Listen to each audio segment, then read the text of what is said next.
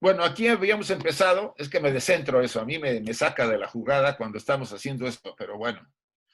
La historia, según lo refiere el Mahabharata, da la nota y la tónica, sin embargo necesita ser explicado por medio del sentido secreto encerrado en el Bhagavad Gita.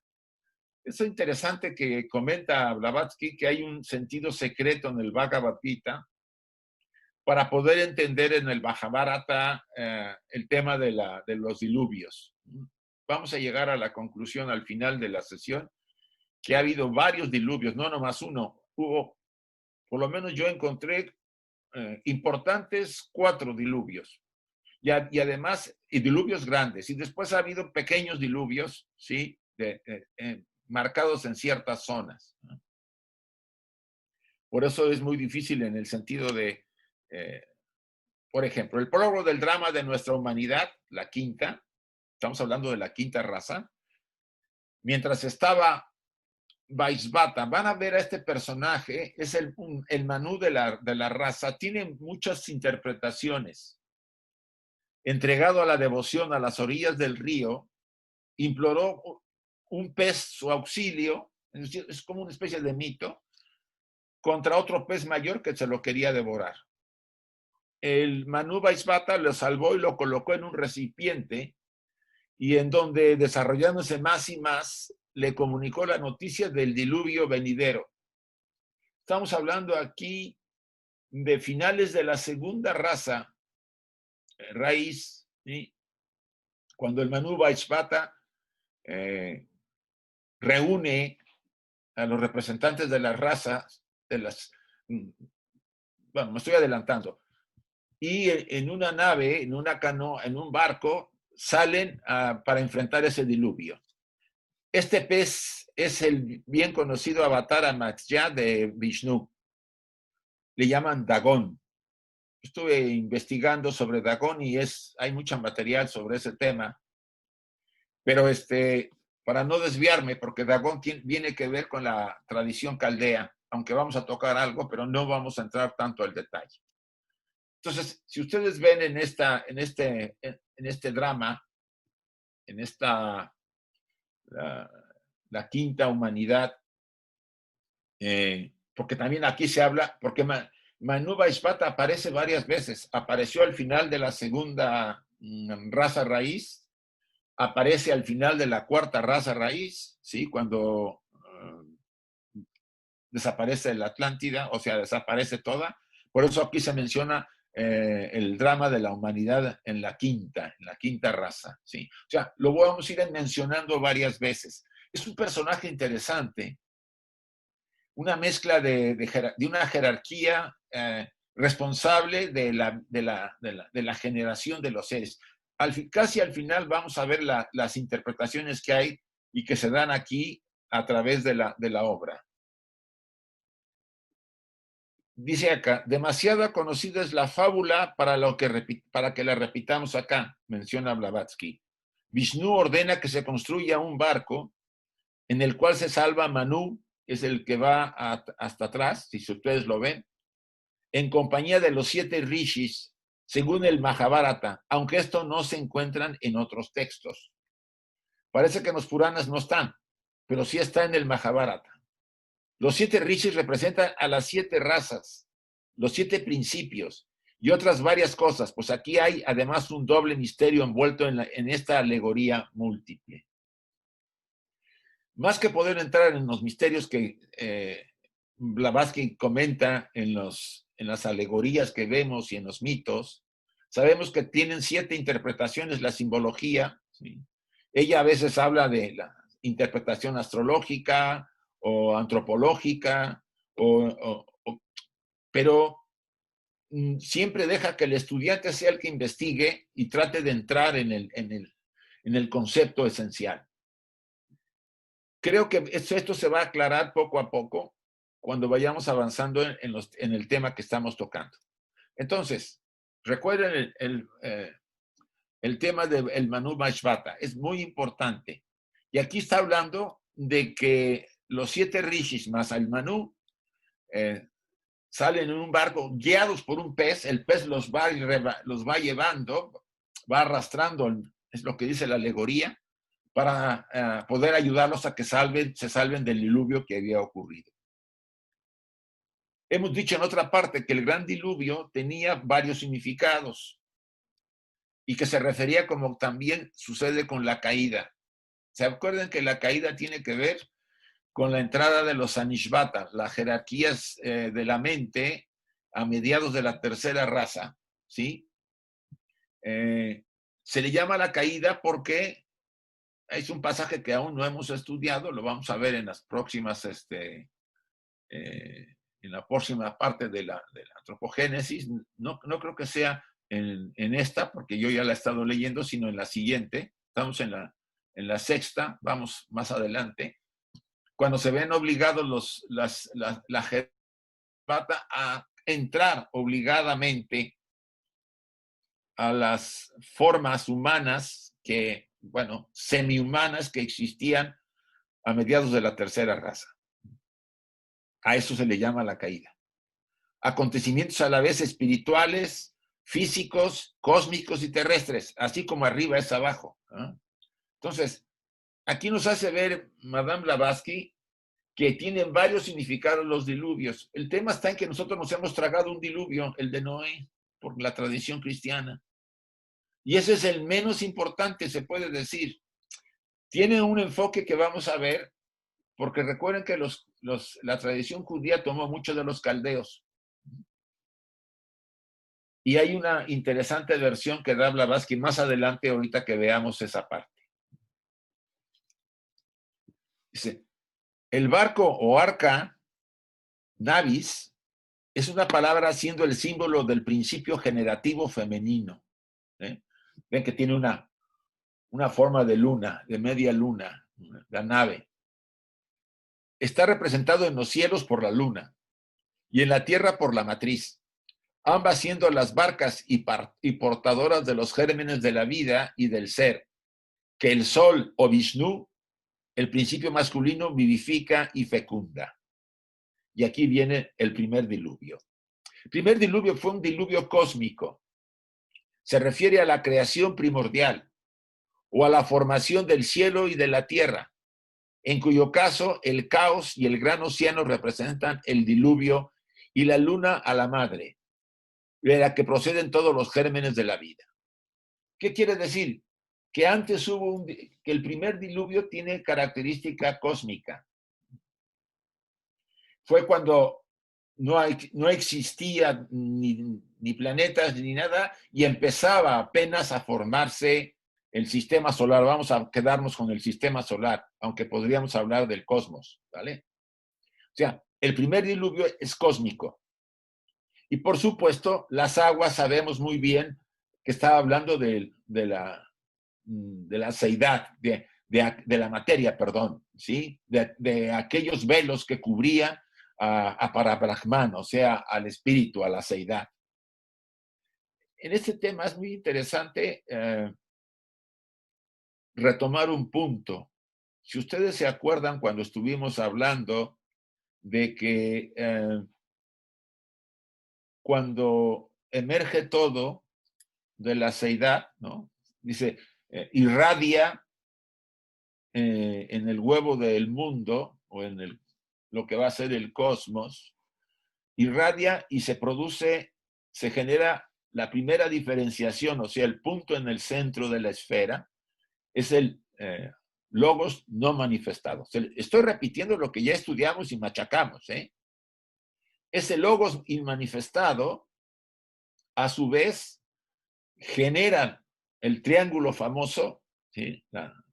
La forma pitagórica de la que después se emanará, que sería el segundo logos, y ya cuando se cierra el triángulo es el tercer logos. Ya estamos en el universo manifestado. Y ese tercer logos emite o emana de él, a los 7 primordiales, que tanto lo hemos repetido. Es interesante este punto, porque los 7 primordiales, ¿se acuerdan las tablas que teníamos, los diagramas que teníamos? De cada uno de los 7, a su vez, se derivan, ¿qué? 7. Y forman el siguiente plano de manifestación. El primero sería, si podemos ubicarlo bien, Atma, cuando están los 7 primordiales. Después viene el segundo plano. Ahí se generan de los 7, a su vez salen de cada uno 7. Y se genera el siguiente plano, sería Buddhi. Y a su vez de esos que se han generado en Buddhi, se emanan 7 de cada uno y llegan a Manas.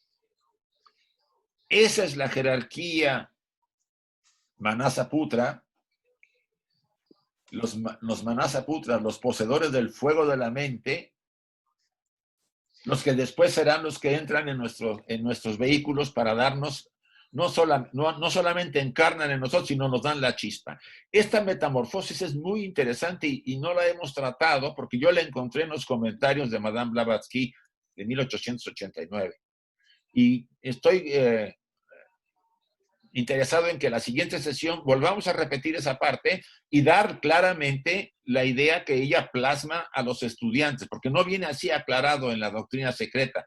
La presionaron tanto que ella explicó qué es lo que pasaba. Los 7 primordiales son jerarquías, pero no son jerarquías autoconscientes. Imagínense, qué interesante. Emanan de una fuerza y esa fuerza hace que ellos lleguen a formar, bueno, van a formar todo el cosmos, pero solo son autoconscientes hasta cuando están en el tercer plano, o sea, en el plano manásico de la mente.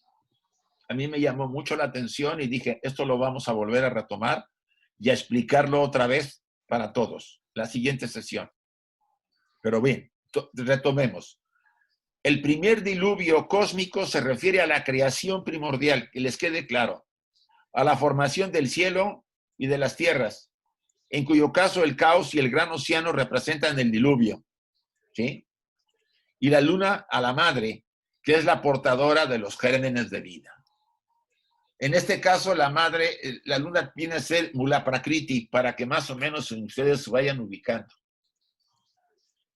Pero el diluvio terrestre y su historia también tienen su doble aplicación. En un caso se refiere al misterio de cuando la humanidad fue salvada de una destrucción completa, por haberse convertido la mujer mortal en el receptáculo de la semilla humana al final de la tercera raza. Es muy interesante ese punto. Imagínense, al final de la tercera raza, recuerden que cada raza sucumbe, excepto la primera, todas las demás han desaparecido por catástrofes, ¿sí? La primera no pudo destruirse porque se resumió, se puede decir, se fusionó con la segunda. Al final de la segunda hubo un diluvio o una destrucción, de lo que de ahí menciona algo, lo del Manu Vaishvata. Al final de la tercera también hubo una destrucción, aunque la primera parte de la destrucción fue por volcanes, ¿no? Hubo erupciones, pero después el continente Lemur se sumió. Lo que se le considera, le llaman en algunos mapas que he estado viendo, Mu, M-U, Mu, que estaba entre América y lo que es Asia. Estaba en lo que es ahora en las islas estas que están ahí poblando todo el centro, arriba de Australia, etcétera, etcétera. Entonces, en un caso se refiere al misterio de cuando la humanidad fue salvada de la destrucción completa por haberse convertido la mujer mortal en el receptáculo de la semilla humana. Esto ya era finales de la tercera raza para entrar a la cuarta. Ahí hubo una destrucción también. Ya estamos hablando de otra destrucción. Y en el otro, el verdadero histórico, la sumersión de la Atlántida, otra sumersión más. O sea, aquí ya van 3. O sea, ¿qué ha pasado? Que normalmente, y esa es la versión de Madame Blavatsky, que cuando nosotros nos hemos quedado con la versión de Noé, él la tomó de los caldeos. Y es muy interesante la forma en que estuve viendo las referencias que da Madame Blavatsky. Hay que irse a Isis sin velo, aunque ella da la referencia de Isis sin velo en inglés, porque así está en la doctrina, porque en la otra no la pude encontrar, tanto dando vueltas las hojas, entonces me fui a la versión en inglés y ahí explica un poco más y lo vamos a ver más adelante. Entonces, repito, el primer diluvio terrestre histórico también tuvo una doble aplicación. Por un lado, finales de la tercera raza, cuando la mujer se había convertido ya en el receptáculo, ya se habían separado realmente los hermafroditas ya estaban separados. Y el otro es la destrucción de Atlántida. La cuarta para que entrara la quinta. Se destruye la cuarta y empieza la quinta. Por supuesto, no todos se mueren. Bueno, no todo es destruido porque muchos de la cuarta, también muchos de la tercera quedan y entran a la cuarta nosotros somos un cúmulo de sobrantes, si podemos llamarlo así, cuando la quinta no es sobrante todavía porque no ha entrado a la sexta, ¿no? Pero normalmente a la quinta raza le tocará pasar por algo parecido. Si no, a través de, creo que hay una profecía de que es a través de rocas del exterior, o sea, de destrucción a través del cosmos. Pero bueno, en ambos casos la hueste o el Manú que salvó la semilla es llamado Manú Vaishvata. Lo vuelvo a repetir. Este famoso Manú Vaishvata, no sé cómo le hace, pero se aparece en todas partes. Es un símbolo. Manú significa hombre, mente, el ser que piensa, ¿no? Seres que piensan. De aquí que la diferencia entre la versión puránica y otras, mientras que en el Satapatha Brahmana, Vaishvata produce una hija y por ella engendra la raza de Manú. O sea, porque Manú genera una raza, un grupo de Manús, o sea, de seres, refiriéndose esto a los primeros Manushas, humanos que tuvieron que crear mujeres por medio de la voluntad, Kriya Shakti, segunda raza, antes de que ellas nacieran naturalmente de los hermafroditas, como sexo independiente, siendo por tanto consideradas como hijas de sus creadores. Aquí Madame Blavatsky me hace una mezcla muy sabrosa. Habremos que entender, no se queden con la idea de la mezcla que está haciendo, pero es interesante porque vamos a ver al final para concretizar lo que ella ha querido hacer, ¿sí? Repito, la diferencia entre la versión de los Puranas y otras existe, pero mientras en el Satapatha Brahmana, Vaishvata produce una hija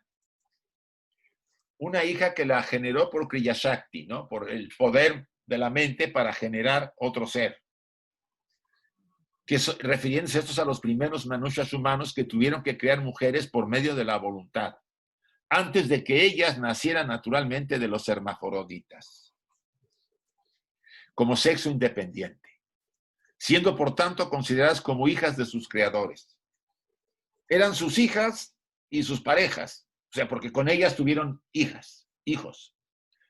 Complejo el tema porque está mezclado, ya lo dijo desde el principio Madame Blavatsky, hay una mezcla de cosas que cuesta un poco, pero vamos a ir concretizando en las siguientes imágenes.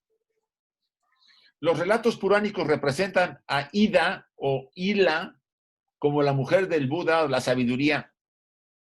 Esta versión se refiere a los acontecimientos del diluvio atlante, cuando Vaishvata, nuevamente aparece el Señor, el gran sabio de la tierra, impidió que la quinta raza raíz fuera destruida juntamente con los restos de la cuarta.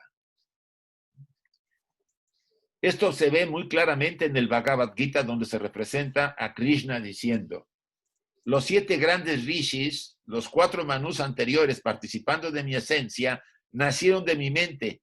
De ellos surgió o nació la especie humana y el mundo. Sabemos que la tercera raza, al ser destruida, no toda, hubo sobrevivientes que fueron y se fusionaron con la cuarta, o sea, se mezclaron. Y cuando la cuarta raza llegó a su final, la Isla Blanca, ahí tenemos una versión más amplia por Platón, ¿no? Y aquí comenta algo de que pudiera haber afectado a la quinta raza. Platón habla de que hubo la destrucción, lo último que desapareció fue la Isla Blanca, que estaba en el Atlántico. Y que ocurrió alrededor de entre 8,000 o 12,000 años antes de Cristo. lo que quedaba del continente Atlante, porque se fue hundiendo 800,000 años antes de Cristo, poco a poco, ¿no? Se fue destruyendo. Entonces, ¿qué quiere decir esto? Que de alguna manera Vaishvata representa una especie de personaje que cuida, ¿sí? Que cuida a cada raza cuando se está moviendo. Ya habíamos hablado, ¿se acuerdan cuando hablamos de los shistas, de los que quedan después de las rondas, ¿no? En los globos, para que cuando vuelva la humanidad, ellos lo vuelvan a enganchar? Bueno, aquí estamos hablando de una manera más limitada, no de un globo de la ronda, sino de la esfera del globo terrestre, pero cuidando a las razas para que puedan sobrevivir después de el fin de sus ciclos, de sus pequeños, como llaman ellos, las destrucciones de como sus minis pralayas, porque no son mahapralayas, son pequeños pralayas. Cuando se destruye una raza o se desaparece esa raza o ese continente y surge la nueva.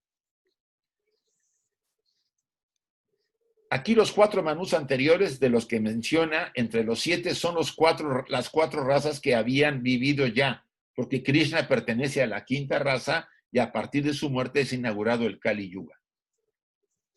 De modo que Manu Vaishvata, el hijo de Surya, el sol y salvador de nuestra raza, está relacionado con el germen de la vida, tanto física como espiritualmente.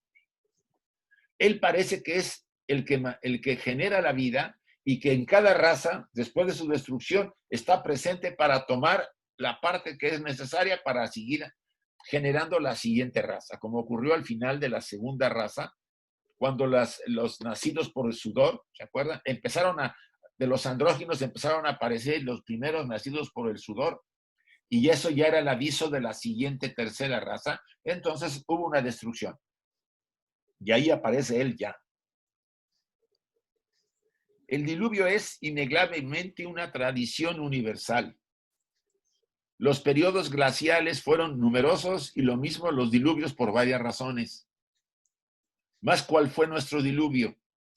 El primero, seguramente, aquel que hasta esta fecha sigue consignado en las tradiciones de todos los pueblos, desde la más remota antigüedad, el que barrió finalmente las últimas penínsulas de la Atlántida, principiando con Ruta y Daija, y concluyendo con la Isla Blanca, que se conoce comparativamente pequeña, mencionada por Platón.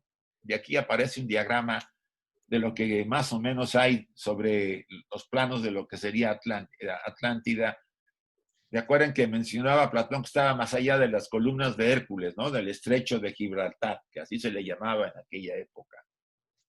Entonces, puede ser una ficción, porque no se ha encontrado nada, y eso es muy frecuente que lo podamos comentar. Me quiero aquí detener para que a ver si hay algún comentario o pregunta, si podemos contestarla. Si no, pues vemos cómo lo hacemos. Bien, el que quiere puede abrir su micrófono. Que yo vi un documental hace cosa de un año de que estaban buscando restos de la Atlántida, patrocinado por el director este de Titanic, no sé cómo se llama. No recuerdo, pero Cameron, sí. James Cameron. Sí, ese. Él había mandado un barco que estuvo buscando restos submarinos. Entonces empezaron a buscar por el Mediterráneo la isla de Santorini, que fue sumergida por un gran terremoto o volcán. Un volcán. Sí, pero luego, leyendo a Platón, eso de que estaba más allá de las columnas de Hércules, se pusieron a buscar pasado el estrecho de Gibraltar y encontraron restos en los fondos de, como serían como vasijas y cosas así. Y luego más allá, en la isla esta donde nació Cristiano Ronaldo, ¿cómo se llama? ¿Madeira? Sí, por ahí. Por los fondos marinos habían restos muy curiosos de civilización muy antigua. Y ahí se quedó la cosa porque se supone está todo sumergido bajo el mar, pero yo creo que sí que ahí quedan restos todavía de la civilización adelante. Bueno, hay, Isaac, una cosa para notar, que el mapa tiene el norte hacia abajo.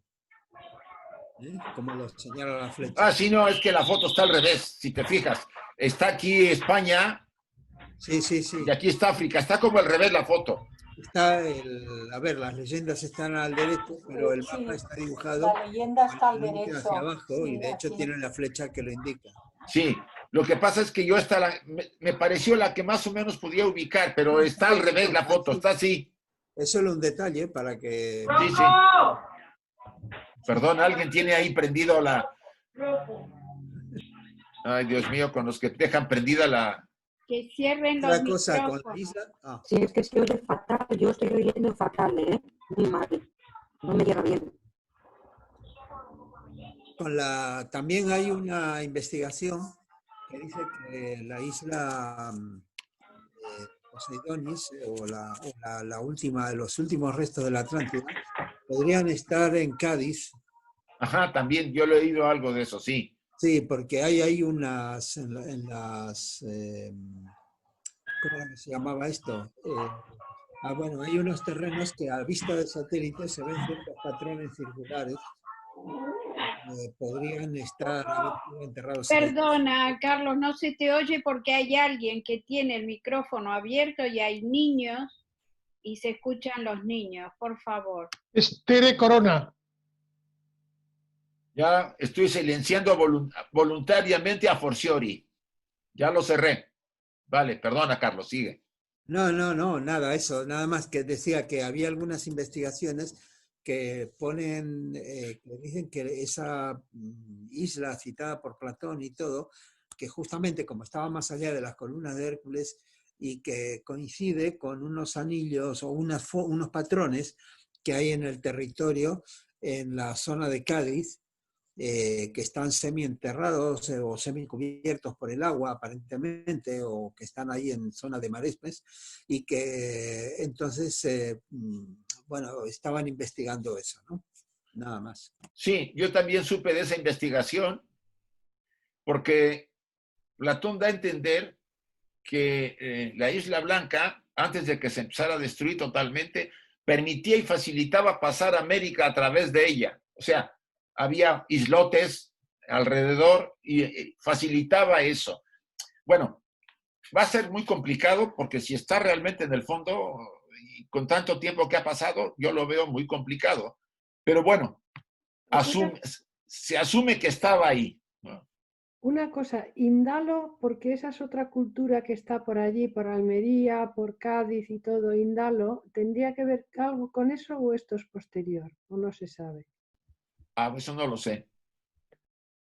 También está Tartesos. Ah, Tartesos es otro, sí. Tartesos, No se ha encontrado Tartesos, ¿verdad? Tartesos es Cádiz, Indalo es Almería, sí es verdad.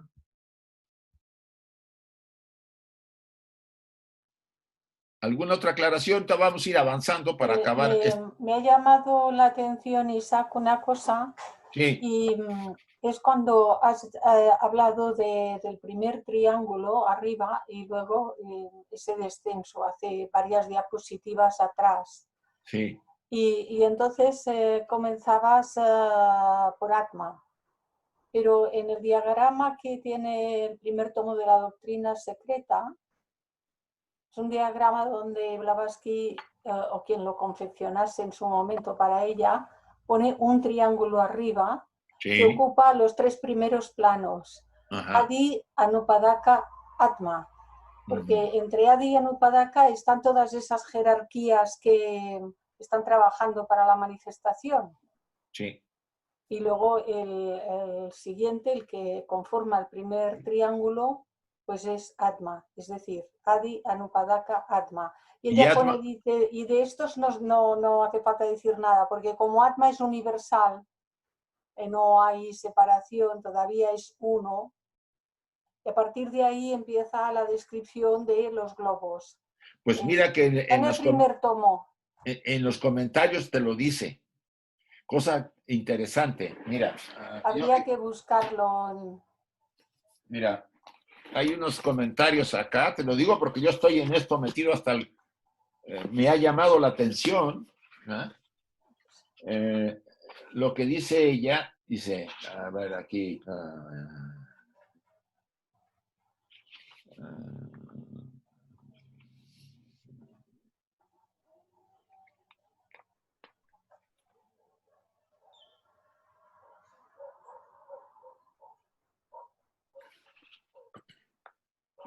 Bueno, sí habría que buscarlo para que yo te los Sí. mandara. Sí, Te voy a sacar tienes- un escáner y te lo envío. Vale, yo, si me dices la página también, si es más o menos el día, el estudio del día tal, también lo puedo. Ah, Este no, lo ti- ese es otro, ese no lo tengo, claro, claro. No, ese no lo tengo. Sí. Y aquí viene muy claro que a la insistencia de los estudiantes de la rama Blavatsky, ella se ve obligada, más bien, más se ve obligada, les explica por qué hay esa transformación de los 7 primordiales y se convierten después en los Sanishvata, los portadores de la mente. Cosa que a mí no me sorprendió, pero me dejó muy interesado porque en la doctrina secreta no da ese detalle.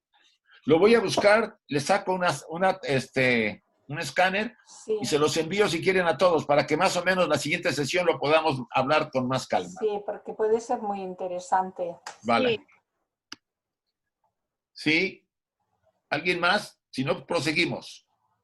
Una pregunta, Isaac, Sí. que ya creo que también te la hice en otro momento.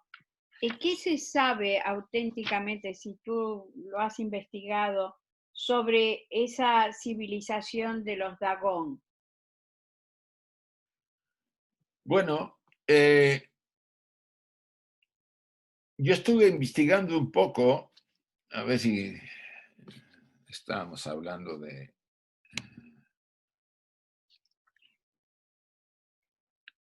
Aquí cuando lo mencioné.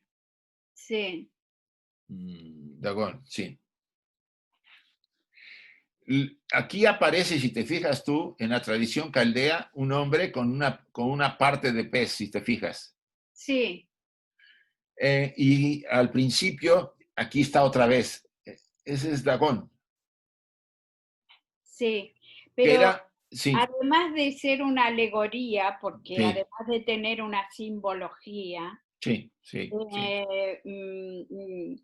¿habrá habido algo físico, manifestado físicamente? Es por el hecho de recordar el tema sobre las sirenas, que no solamente había sirenas, sino que también había sirenas masculinas y no solo femeninas. Me da la sensación de que es como que hubo una civilización que vivía en En el el mar, agua. sí.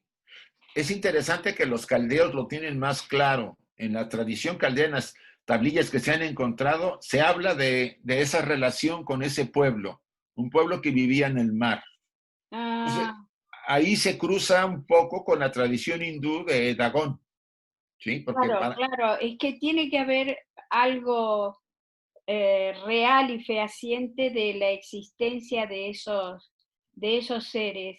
¿Y en qué época se puede ubicar? ahí no lo he estado yo todavía. Me he estado viendo, me fui con vamos a decir, lo que decían las tablillas, ¿sí? Y las imágenes de las tablillas que creo que por adelante tengo una y les voy a enseñar.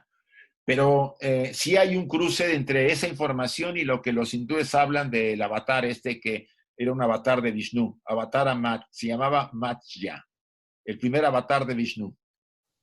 Claro, Isaac, sería en una época dorada, digamos. Sí, recuerden que Época de oro. por lo que yo he estado viendo, la primera raza fue la época de oro, porque no Sí. moría, la raza raíz.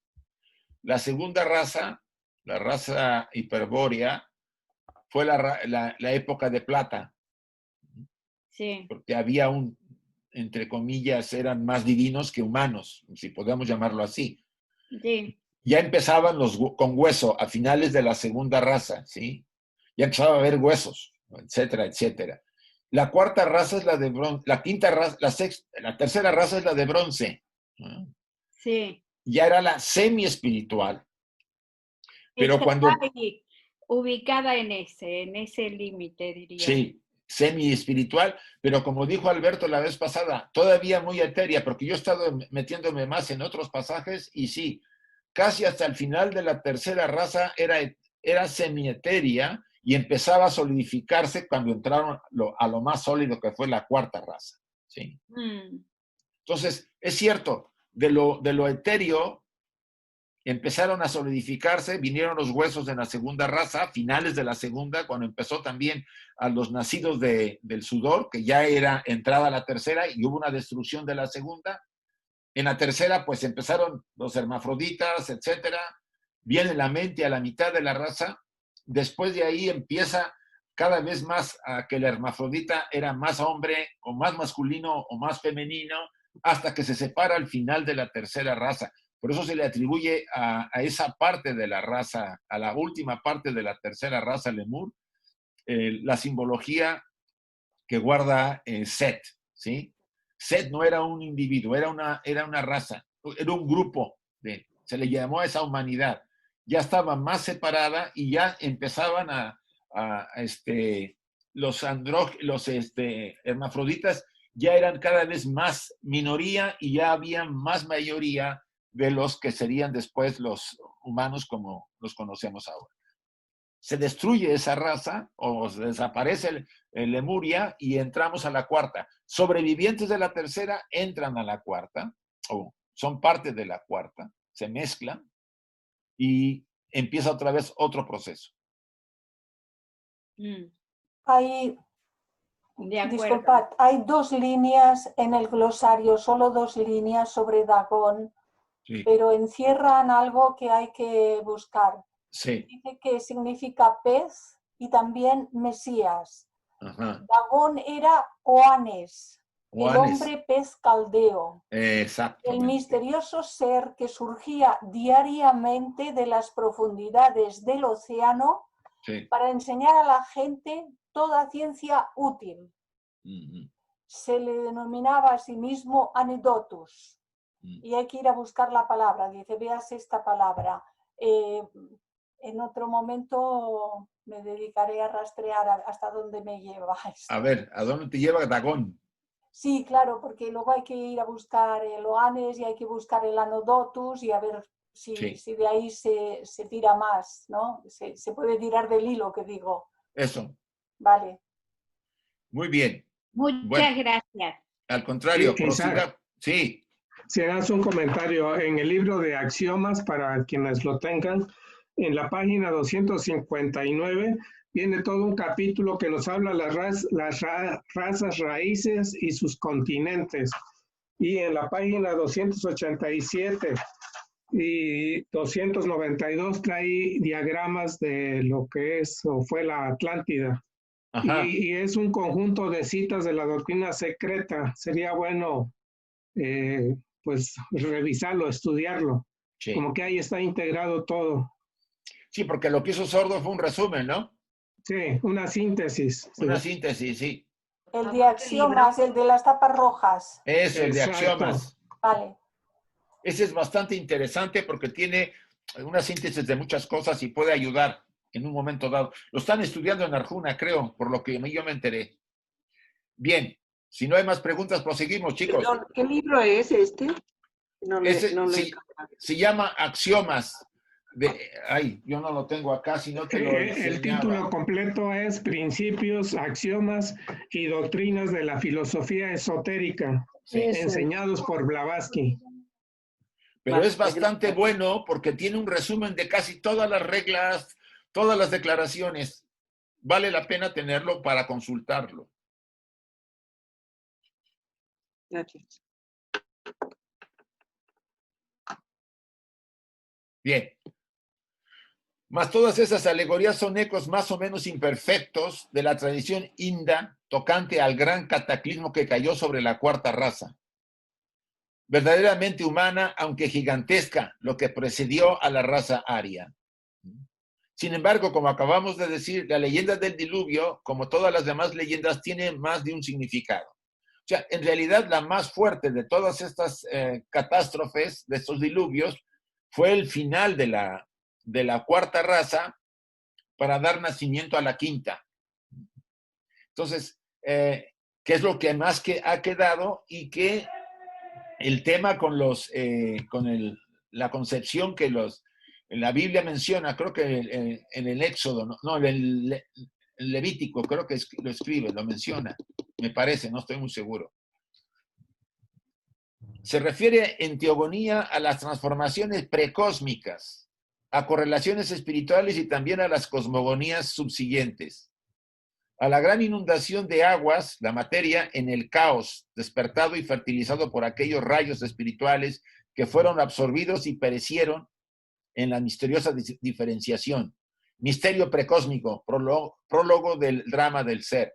La irradiación de la seidad sobre las aguas, sobre la materia, la mula prakriti, es lo que aquí...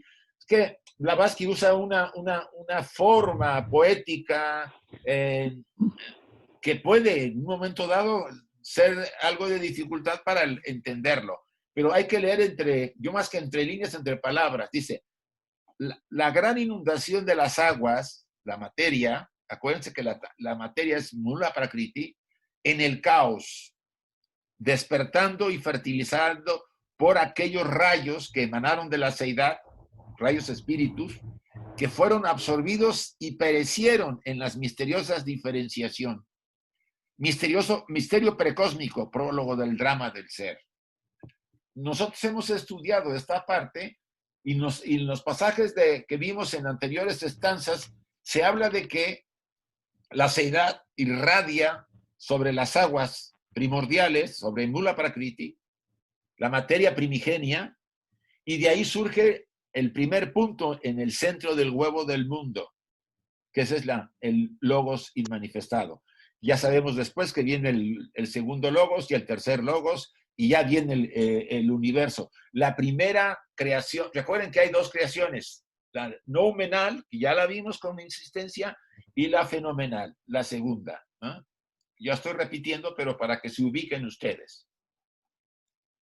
Así pues, como los geólogos y los astrónomos atribuyen la última perturbación a una excentricidad extrema de la órbita de la Tierra, y como la doctrina secreta la atribuye al mismo origen, pero con la adición de que otro factor, el cambio del eje de la Tierra, una prueba de lo cual puede encontrarse en el libro de Enoch o Enoch, si no se comprende el lenguaje velado de los Puranas. O sea, la mayor parte de los diluvios de este calibre han sido por movimientos del eje terrestre. No es, dice Blavatsky, no ha habido solamente uno, ha habido varios. Y cada vez que el eje se ha movido, pues las aguas han invadido tierra y han desaparecido continentes y han surgido otros. Entonces, en ese punto, Blavatsky hace una aclaración y, vamos a decir, respalda de alguna manera lo que dice la ciencia en cierta manera, pero agrega que hay algo más que la excentricidad de la órbita de la Tierra. Así, mientras leemos, y aquí está este pasaje interesante, en el último, y las tinieblas, eso es decir, el Génesis, cubrían la superficie del abismo, y el Espíritu de Dios se movía sobre las aguas. El primero dice, y las aguas prevalecieron, y el arca, Noé, con Noé en el Espíritu, y aquí ahí vale la pena analizarlo, la simbología, iba sobre las aguas. Así pues, dice Madame Blavatsky, interpretando este pasaje, Noé, si es idéntico a Noah, caldeo, es el espíritu vivificando a la materia, que es el caos representado por el océano o las aguas del diluvio. Me quiero ir un adelante, y aquí yo lo encontré en Isis sin velo. Página 423, 424 de la versión inglesa. Si lo quieren buscar en la castellana, pues traten de verlo, porque yo no la encontré y mejor me fui a la inglesa y me quité de líos. Dice, la deidad no revelada de los caldeos babilonios estaba compuesta por Anu, Noah y Bel. Era una triada. Anu es el caos primordial. Noah es la inteligencia, el verbo que emana y fecunda la materia y penetra el universo. Ay, Tere Corona, te voy a tener que silenciar. También Noah es el rey del principio húmedo, el espíritu moviendo sobre las aguas. Dice, es evidente que Noah es Noé, flotando sobre las aguas de su arca, siendo este último el emblema de la arga o luna, el principio femenino, la materia. No es el espíritu que cae en la materia. E insiste Madame Blavatsky con esta versión que está en Isis sin velo, que los israelitas o los judíos lo tomaron de los caldeos, ¿sí? Que está y aquí lo interesante es que está en las tablillas, y que los israelitas durante la estancia que tuvieron ellos entre los caldeos babilonios, durante, creo que fueron 2 o 3 siglos, no me acuerdo muy bien, me corrige Carmen, tomaron mucho del conocimiento caldeo y lo integraron a su pues, parte de la cábala tiene que ver con los caldeos, según Blavatsky. Yo no doy mi opinión ahí abierta porque no conozco tanto a fondo.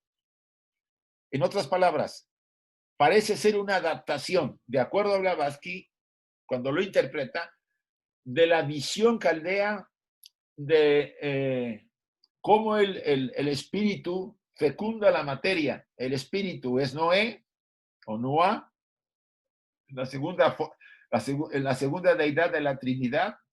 La barca es la luna, la portadora de los gérmenes, y la fecunda, cómo cae y sobre las aguas de la materia, Mula Prakriti, ¿no? Pues es muy interesante la interpretación que hace Blavatsky sobre este fenómeno cósmico.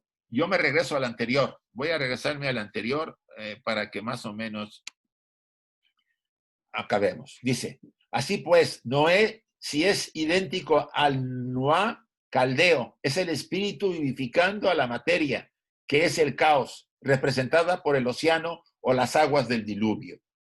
En la leyenda babilónica, el acontecimiento precósmico mezclado con el terrestre Istar o Asteroth, Venus, la diosa lunar, es la que está encerrada en el arca y suelta una paloma en busca de la tierra firme. Todo esto es simbólico, pero el mito, Blavatsky lo desmaraña para tratar de explicarle que los que está anotado en el Antiguo Testamento de la literatura judaica es una versión adaptada de uno de los grandes mitos caldeos de la creación de la tierra o de la vida, ¿sí? Lo transformaron, vamos a decirlo así. Blavatsky insiste en eso. Aquí ya lo pasamos. Como todos estos cataclismos son periódicos y cíclicos, y como el Manu Vaisvata representa un carácter genérico, bajo varias circunstancias y acontecimientos, no parece existir objeción seria alguna para suponer que tuviese el primer gran diluvio un significado tanto alegórico como cósmico, y que ocurriera al fin del Satya Yuga, la edad de la verdad, cuando la segunda raza raíz, el Manu con huesos, hizo su primera aparición como los nacidos del sudor, y ya lo había yo repetido, ¿no? Entonces, ese es otro de los diluvios. Cuando empiezan a aparecer los hombres con huesos, ¿se acuerdan que los de la segunda raza, las primeras subrazas no tenían huesos? Eran también etéreos, más materiales, pero no tenían huesos. Y al final de la segunda raza raíz empiezan los con hueso y a reproducirse, a generar por el sudor, acuérdense, el huevo que después será normal en la tercera raza con los hermafroditas. Ahí vamos. El segundo diluvio, el llamado universal que afectó a la cuarta raza raíz, aquí vuelve a las Atlantes, considerada ahora con razón por la teología como la raza maldita de los gigantes, los cainitas y los hijos de Ham, es el diluvio que percibió primeramente la geología. Es el que está registrado aparentemente. El final de la cuarta raza raíz, la Atlante. Y podrá observarse que mientras en el primer relato no existía todavía Dios ni mortal alguno sobre la tierra, o sea, en el anterior diluvio, en la segunda vemos que cuando Manu Vaisvata aborda el Himavan o Himalayas, no sé, fue permitido a los 7 rishis tenerle compañía, o sea, a las 7 representaciones de las razas que iban a acompañarle para salvarlos, porque iba a ser destruida totalmente la segunda raza. Estamos hablando de la segunda y la cuarta. demostrándose así que mientras algunas narraciones se refieren al diluvio sideral, cósmico, anterior a la pretendida creación, las otras tratan de un gran diluvio de la materia sobre la Tierra y otra de un verdadero diluvio. O sea, vean cómo está mezclado los diluvios, de diferentes diluvios, de diferente manera, con un lenguaje semioculto por los mitos y las tradiciones, y de remate los Puranas no coinciden con el Mahabharata, y el Mahabharata dice cosas que no dicen los Puranas. Entonces Blavatsky dice que eso complica mucho la claridad que se pueda tener para entenderlo, vamos a decir, con una racionalidad normal. Hay que meterle ahí mucha intuición, o por lo menos un poco de intuición, para pescar algunas ideas. Yo las traté de resumir al final de la sesión para ver si estamos todos ubicados. Aquí sí está mejor, espero que ya no sea la crítica tan fuerte. Está mejor aquí Atlántida. En el Satapatha Brahmana observa Manu que el diluvio ha destruido a todos los seres vivientes y que él solo ha sido preservado, es decir, solo el germen de la vida escapó a la disolución anterior del universo, o al Mahapralaya, después de un día de Brahma. Aquí ya Blavatsky se fue a un día de Brahma. Si ustedes se acuerdan, cada vez que hay un Manvantara, el final de esa creación se destruía por un Pralaya, o un Mahapralaya. Aquí estamos hablando del un Pralaya cósmico. Mahapralaya, un final cósmico. O sea, y después viene, ese es el día de Brahma, después vendrá la noche de Brahma. Aquí ya mezcló Blavatsky con el cosmos anterior, ¿sí? Con el universo anterior. Ya estamos hablando, por supuesto, de otro diluvio. Y el Mahabharata se refiere simplemente al cataclismo geológico que destruyó casi enteramente a la cuarta raza para dejar puesto a la quinta. Yo podría empezar a concluir algún punto. Podríamos decir, bien, ha habido varios diluvios. El más impactante para la geología y para nosotros, porque hay ciertas referencias, aunque sean muy superficiales, pero bueno, está Platón y probablemente hay otros autores, porque también lo mencionan la tradición caldea, los egipcios, varios, los chinos también, etcétera. Podríamos decir que el diluvio que más nos impacta a todos, o que nos debería quedar claro, es el Atlante, la destrucción de Atlántida. Lo que quedaba, porque se fue hundiendo por partes, ¿sí? Esto no se fue de golpe. Era un continente inmenso y empezó a hundirse hasta que quedó la Isla Blanca. Ese es el que realmente Madame Blavatsky insiste, y este diagrama puede ayudar a entender un poquito más, no está al revés como la otra, pueden ayudarnos a entender que la tradición que guarda, la tradición bíblica de Noé, y tiene que referirse mucho a esto, o al mito caldeo, que está mezclado con la tradición judía. Por esto nuestra cosmogonía esotérica presenta a Manu, y aquí viene la explicación de Manu, al Manu Vaishvata bajo 3 atributos distintos. Tiene 3 atributos. Primero, como el Manu raíz sobre el globo A de la primera ronda. Imagínense, de la primera ronda, ¿sí? Del globo A de la primera ronda. Estamos hablando de 3 rondas antes a la nuestra. Estamos en la 4ª ronda.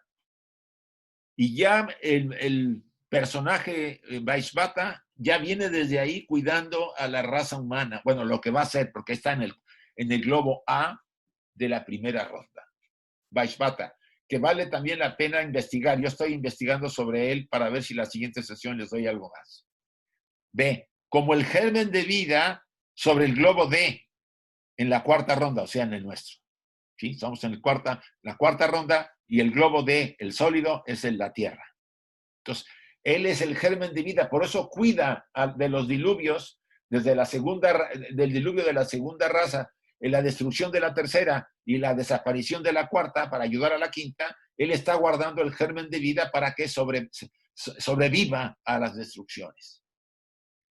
Como el germen del hombre, al principio de cada raza raíz, especialmente nuestra quinta raza. El principio mismo de esta última presenció durante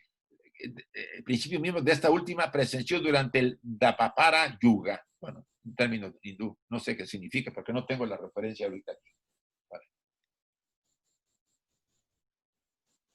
El Satapatha nos dice luego que una mujer fue producida, la cual se presentó a Manu y se declaró su hija, con la que él vivió y engendró la descendencia de Manu, porque Manu es una jerarquía, es un montón de gente, es una raza, vamos a llamar. Esto se refiere a la transformación. Miren cómo oculta la simbología, dice, la transformación fisiológica de los sexos durante la tercera raza raíz. Y demasiado clara es la alegoría para poder necesitar explicarla, por supuesto. Los sexos en la raza raíz se generaron de acuerdo, del andrógino pasó al hermafrodita.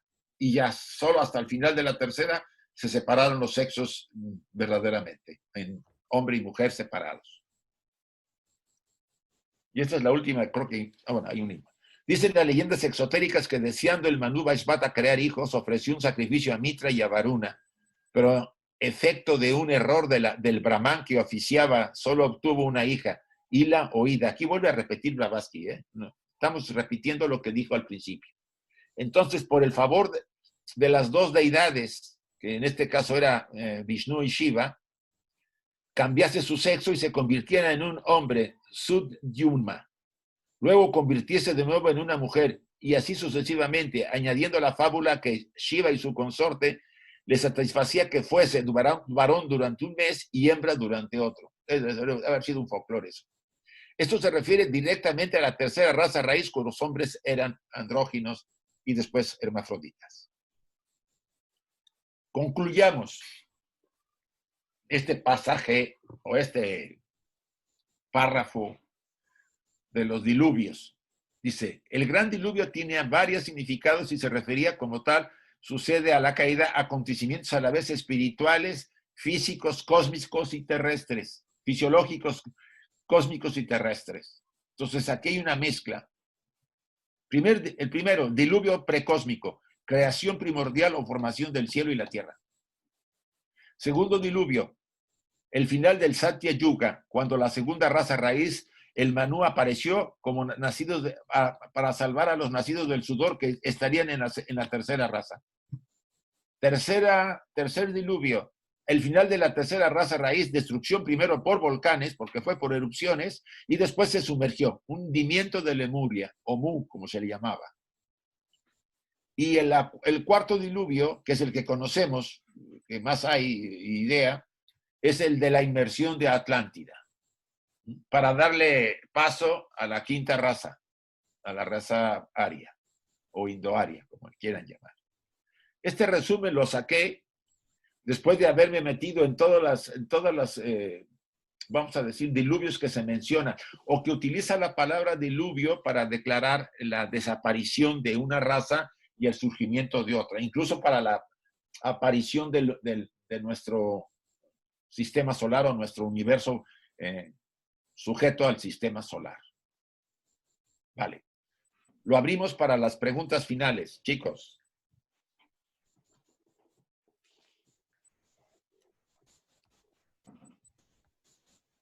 Comentarios, dudas, aclaraciones. Isaac. Sí.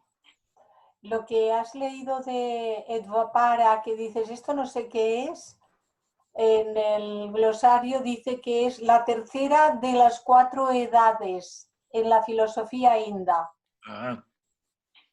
Entonces está hablando de la raza Lemur, seguro. Seguramente que cuadra con lo que era el texto al que estabas leyendo. Sí, es que la referencia que está ahí, yo no la busqué porque, obvio, ya estaba yo metido en tratar de encontrar más bien el sentido de lo que les expliqué sobre Noé y Nua, que es para mí una adaptación del mito caldeo babilonio a la tradición judía del Génesis, ¿sí? Bueno, no en el Génesis, está, creo que, no sé si está, no sé en cuál de los libros está, Deuteronomio, Génesis, Éxodo, Levítico, no estoy muy seguro, pero por ahí anda, ¿sí? Isaac. Sí. Una cosa, tiene mucha lógica que los judíos tomaran de los habitantes de la Mesopotamia sus tradiciones, puesto que ellos estuvieron juzgados por Nabucodonosor, que los conquistó y estuvieron con ellos. O sea que de ahí, y fueron cientos de años, o sea que evidentemente bebieron mucho de su cultura. Sí, Carlos. Yo cuando he estado investigando, porque Blavatsky defiende mucho la posición que la cábala que se maneja ahora tiene un origen, si no 100%, pero fuertemente caldeo-babilonio, ¿sí? Pues puede que tenga una parte porque aunque Carmen nos estuvo mencionando que el origen es mucho más antiguo, porque creo que se traslada a la época de Abraham y después de Moisés, etcétera, etcétera, que no digo que no, puede haber habido ahí empezar la formación de la cábala. Durante la estancia que tuvieron los judíos, creo que fueron 2 siglos los que estuvieron con los babilonios, no estoy muy seguro. Incluso ahí se escribieron varios de los libros del Antiguo Testamento o de la Torah que ahora tienen los judíos, ¿sí? Estaban, acuérdate, la etapa de los profetas, ¿no?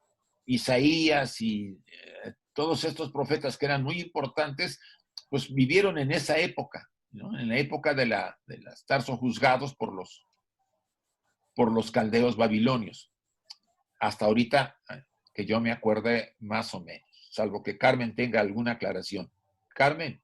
Sí, no, estoy aquí escuchando. Sí, efectivamente, se supone que la cábala tiene un origen divino y que fue, digamos, que empezó en el principio con Abraham, que es el gran patriarca, que bueno, también tiene varios significados, etcétera, pero indudablemente todo está en la misma zona.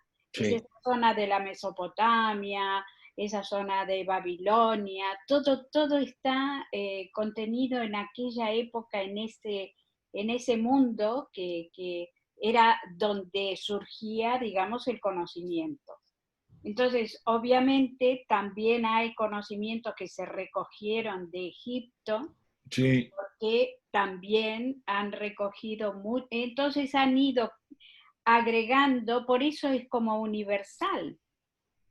Está basado y se supone que en la época de Abraham, cuando se dividieron las tribus, hubo una tribu que se fue hacia Oriente. Entonces, obviamente, las leyendas, los mitos son muy parecidos. Sí. Entonces, claro, en esta emigración no podemos hablar que eran judíos, porque todavía no se había constituido la tribu de Judá, de la cual salen los judíos. Entonces, sí, no podemos hablar de que eran los prejudíos, era aquella civilización que... Semitas que se dividieron, que emigraron hacia diferentes puntos, y hubo una de estas emigraciones hacia Oriente. Por eso hay tanta similitud entre las leyendas y los conocimientos a través de la simbología, que son prácticamente iguales. Sí. No hay contradicciones, y que existen los diluvios y todo esto que estamos viendo ahora, exactamente igual, porque de allí partió esa sabiduría, digamos, esos conocimientos que lo enmascararon en leyendas, en mitos. Sí, la terminología también, los dioses. Y los dioses y todo esto que, en definitiva, si lo vamos a remitir a como vimos en el árbol de la vida, en la parte superior, el Ain, que es lo que ellos llaman el Ain, que sí, es la divinidad, el uno, de ahí parte el aspecto, digamos, creador masculino, y se manifiesta en Binah, que es el aspecto femenino, que es sí. estamos hablando de lo mismo en diferentes lenguas. Sí, sí, sí. Pero exactamente igual. Por eso Blavatsky hace muchas comparaciones para que no se entre. Sí, yo creo que utiliza la comparación de mitos y tradiciones y enseñanzas para que te entre, o te entra por una o te entra por otra, pero a ver si te puede entrar. Exacto. Y repite. De hecho, Sí, aunque sí. no les guste mucho al pueblo judío, pero el mito de Moisés, el niño que es recogido por los faraones de una cesta en el Nilo y que es criado como uno de la familia, es un mito que se encontró también en Babilonia, perdón, no en Babilonia, en los pueblos de la Mesopotamia, no me acuerdo exactamente cuál era, creo que era caldeo probablemente. Entonces, y el Génesis también, el Génesis de la Biblia está tomado también se han encontrado en tablillas de Babilonia diciendo exactamente lo mismo. Entonces efectivamente ha habido un trasvase de esa, porque es justamente la sabiduría sin edad, ¿no? De pueblo en pueblo. Sí. Y además hay que tener en cuenta otra cosa, la cronología de la Biblia, tal cual está en el Viejo Testamento, los estudios históricos modernos señalan que está muy alterada, es decir, que está muy exagerada la importancia del pueblo hebreo y la antigüedad y cuando se sucedieron las cosas. Y de hecho, por ejemplo, no hay evidencias de que el pueblo hebreo estuviera prisionero en Egipto, que fueran esclavos en Egipto, como se dice en la Biblia. Y de hecho hay unos investigadores, hay un grupo de investigadores israelíes que pretendiendo encontrar las pruebas, excavaron y no sé cuánto y fueron a hacer y no encontraron ninguna prueba de que realmente ni por restos arqueológicos, ni por escrituras, que los egipcios lo escribían todo, ni por escrituras de transacciones, de comercio, de cosas así, que realmente el pueblo hebreo hubiera estado sometido dentro de Egipto. Sí lo estuvo en la Mesopotamia. Fíjate que yo tengo una versión. Perdón. Sí. Ese, digamos, la esclavitud en el pueblo del pueblo judío, efectivamente no hay rastros históricos porque es nuevamente un mito para explicar cómo estamos presos de nuestras pasiones que representa al pueblo judío. No estoy haciendo una interpretación personal, esto es como se interpreta en la Cábala. Y entonces se sale de esa esclavitud y que está alimentado este pueblo por el maná, que significa por la vida espiritual. Sí. Es todo una simbología. Pero pobrecitos, 40 años, Dios mío. Claro, es que es todo, son claves de interpretación. Sí, lo sé. Porque no es la realidad, sino que se ha tratado de explicar a través de códigos para que impacte y que los tienes que descubrir, como decías tú, Isaac, hace un rato, tienes que machacar la intuición para que poder llegar a entender determinada, pero hay ciertas claves. Teniendo las claves es muy sencillo la interpretación.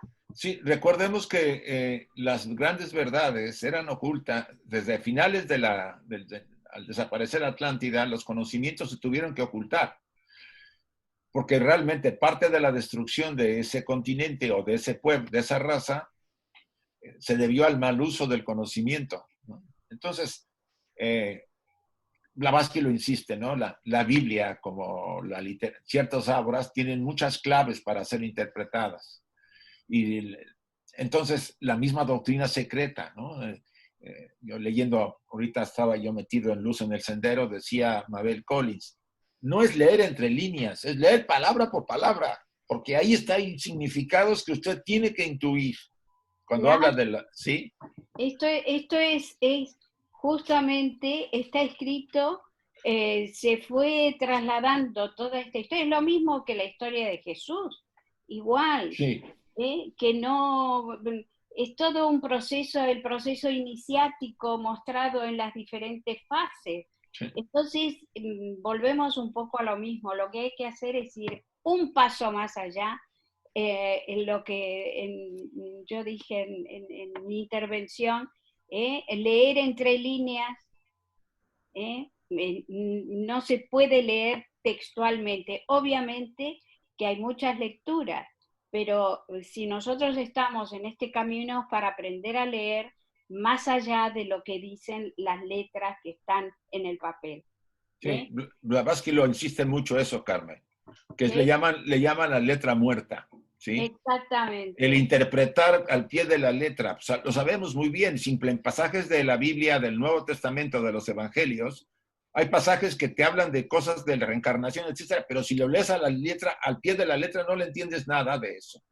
Entonces, esto puede ser un motivo para que todos tratemos de hacer un esfuerzo de penetrar un poco en las enseñanzas. Yo creo que el esfuerzo que se está haciendo todos de estudiar la doctrina secreta, de buscar las partes que podemos, porque yo busco encontrar y enfocar lo suficiente como para que pueda ser comprensiva hasta un punto y después pues explicarlo y después tratar de que cada quien tome aunque sea un poco. Recuerden que eso lo decía Platón.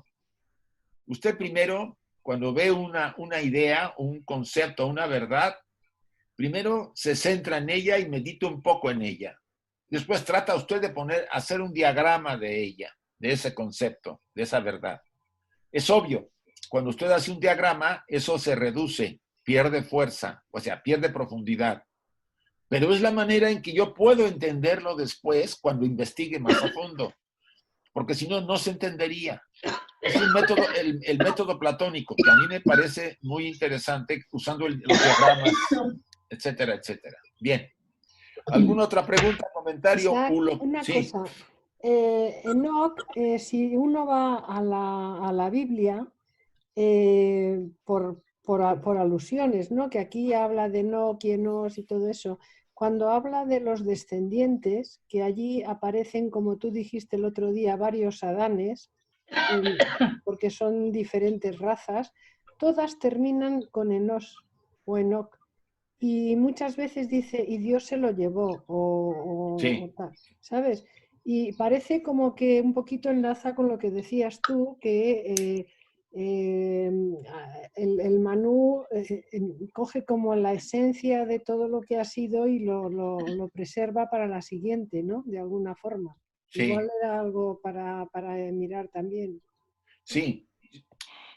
Yo creo que esto nos va a ayudar a comprender que tenemos que ver la enseñanza de la doctrina oculta con otra visión un poco más, menos la letra directa. Yo trato también de hacerlo, aunque a veces me voy por ello, porque no puedo negarlo.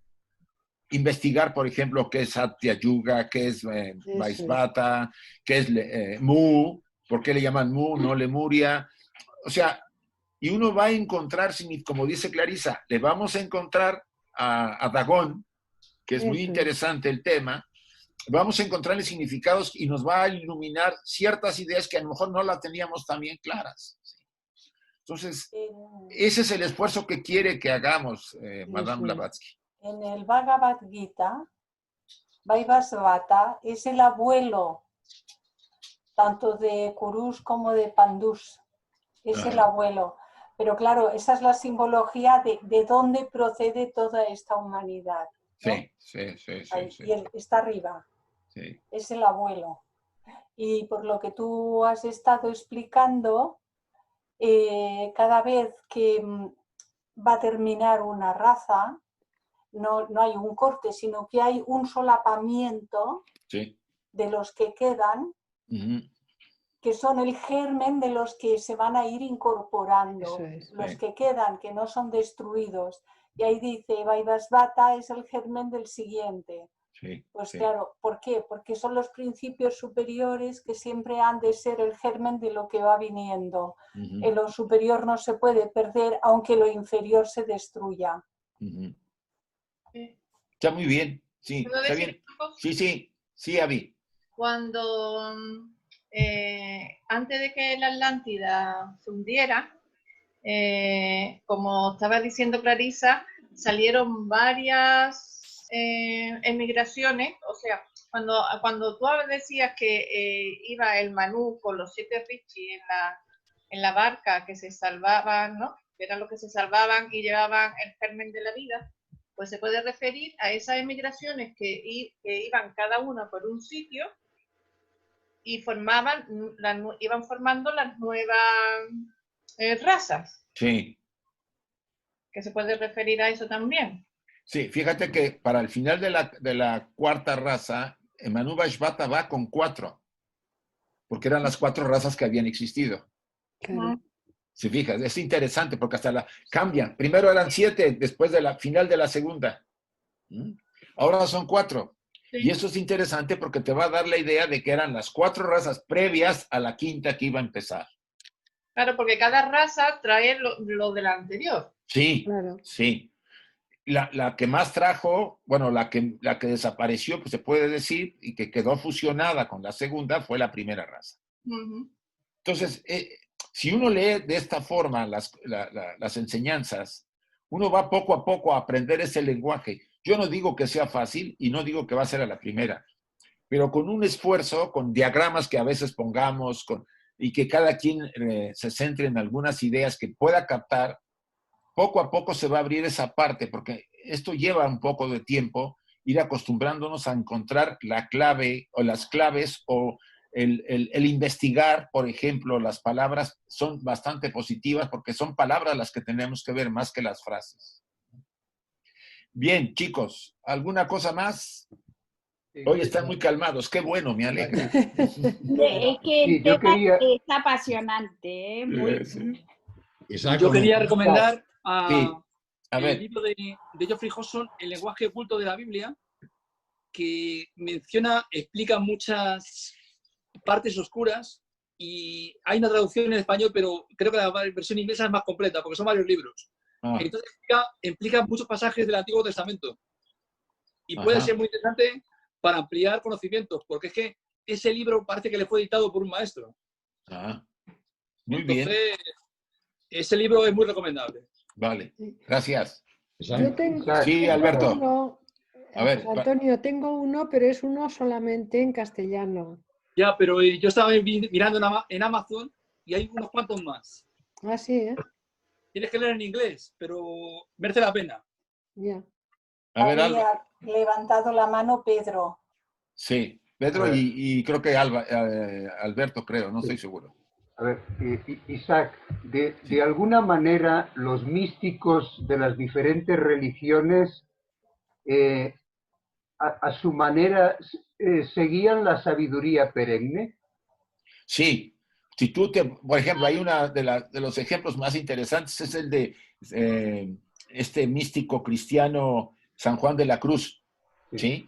Si tú te pones a ver, mucho de lo que él escribe en su obra tiene el buque y la inspiración de la literatura oriental, por ejemplo, ¿sí?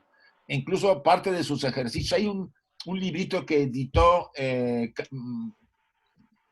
lo editaron en México, en esta editorial Mainadé, creo que se llamaba así. Sí. Hacen una comparación de la yoga de San Juan de la Cruz y la yoga tradicional de la India. Y tú encuentras similitudes muy interesantes, ¿sí? Sí. Yo siento que, mira, a nivel popular, el creyente está en la primera franja, que pues acepta lo que dice el dogma, no cuestiona, asume lo que hay y punto. Después está otra franja, que es el creyente que ha empezado a practicar, Pedro, ¿sí? Aún sigue siguiendo las líneas dogmáticas y obedece, pero empieza a cuestionarse.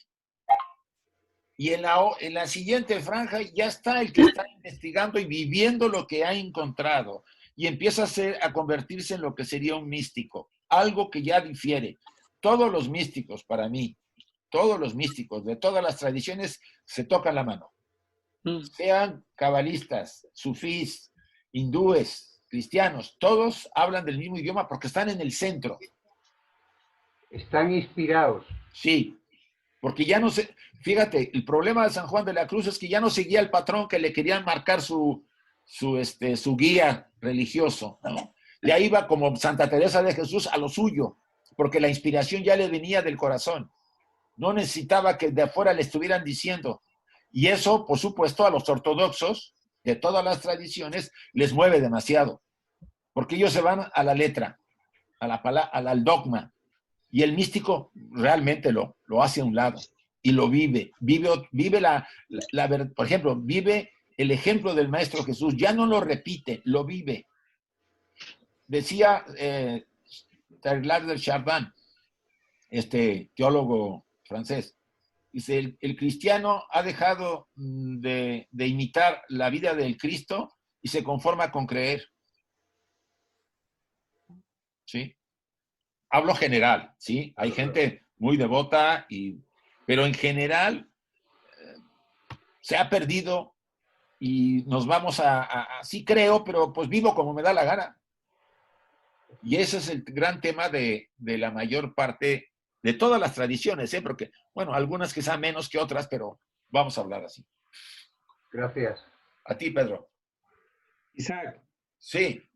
Siguiendo lo que comentas, que hay que formarse una imagen de lo que se estudia. A modo de imagen sería bueno volver a ver la película de Noé del 2014 y encontraremos algunas enseñanzas ahí teosóficas dentro de todo el contexto. Ajá. Yo la vi también y tiene algunas cosas y otras, pues yo creo que se las sacaron los de Hollywood para poder atraer a la gente. Pero sí tiene cosas, Rafa, tiene cosas, sí. Algo más, chicos, para que demos para finalizado con la invocación. Ya son las 8:10. ¿Les parece que terminemos? Sí.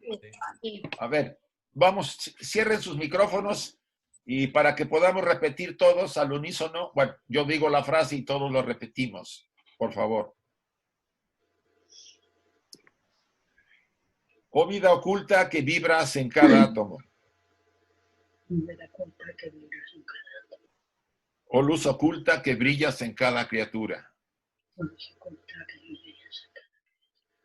Oh amor oculto que todo lo abarcas en la unidad. Que cada ser que se sienta uno contigo, sepa por lo tanto que es uno con todos los demás.